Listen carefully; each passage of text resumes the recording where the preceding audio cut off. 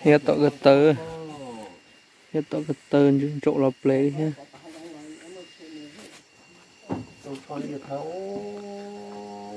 Rễ lìa. Xót cái cho. Ô rồi nhiều rồi con rồi. Nó đấy. Dễ đâu. Có kia nọ, đây chả thì gì mà. Ôi giời, đã no luôn. Nhé.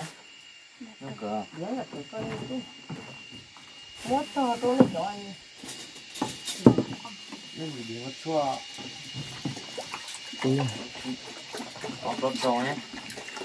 Chỗ lăng lên gì kia đây này. Chỉ lăng lên. Cái chi là sao? Nó là thế này. Cái chỗ à. Cái lăng cái nào. Đâu. Bây giờ phải lên lụi này. Con có chỗ anh làm cái máy. Cái chế không?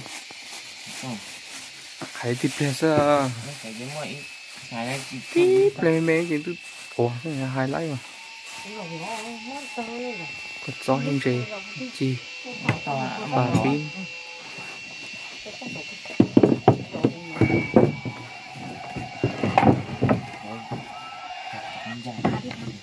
Ủa đó chỉ có rõ nó xuống trong cái ống này. Cái thích thẳng. Thôi đừng chơi cho nó. Thơm không? Thôi.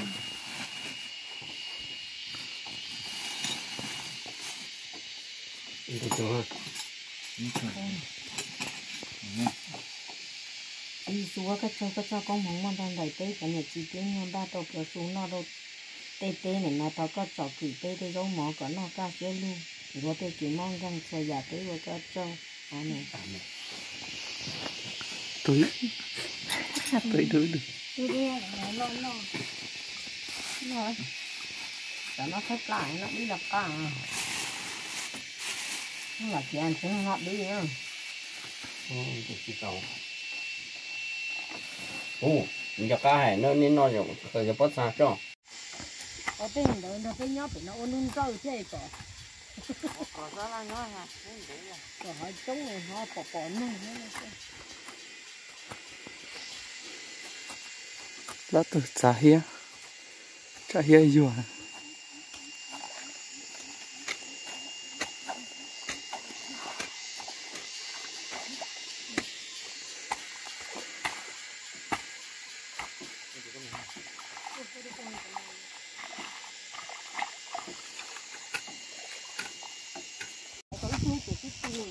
Thấy cho mà thấy cho có mà tí mà nó sâu.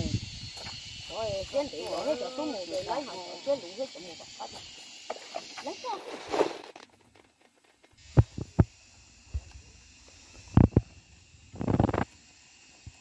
Giờ bây giờ cho anh cũng bao tờ thì tiền, cũng xoắn đầu này. Thì chế cỡ tốt rồi nhưng mà những cho. Buồn rì lìa đấy.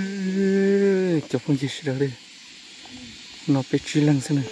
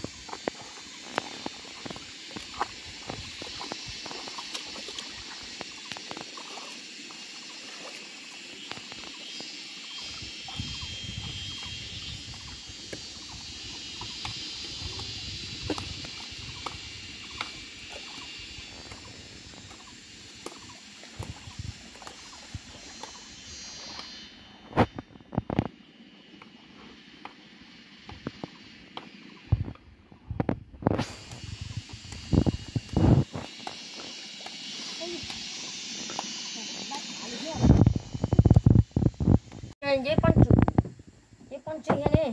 Con chơi hay chơi tới giờ hay chơi. Nếu con chơi tôi phải trả về à? Xài gì tôi này chào tao toàn chơi bó lúa thế tôi này bó lúa xả thế mà.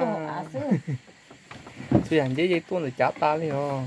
Với con lúa thì tôi. Chơi là cây chứ bó lúa xưa. Ở dàn này tôi xưa hay cho mình dễ chạy nè. Rồi. Chơi mía này. Nó là gì vậy? chẳng lẽ tôi là á thế là mù mà chán lư tê Anh tôi lia tôi này. Cá. á mò rồi chồng nó mà mỗi khi ra mà cứ tới ra chỉ phá nó máy chúng đi lùa ra đây chỉ cho phá cái chúng nó đen nhé nhưng chỉ khẩu là những con con chung